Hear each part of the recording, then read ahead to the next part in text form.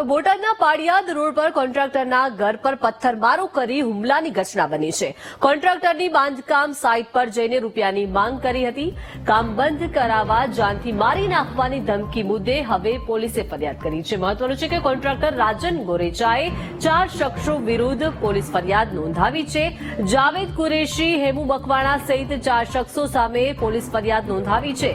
બોટાદ પોલીસે ફરિયાદ નોંધીને તપાસ હાથ ધરી છે।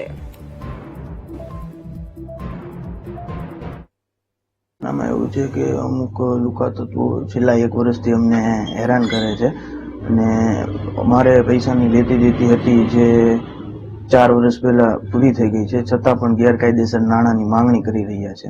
તેમાં એક જાવેદ કુરેશી છે, હેમાંગ મકવાણા, વિજયભાઈ મકવાણા અને અજાણ્યા 2 શખ્સો છે।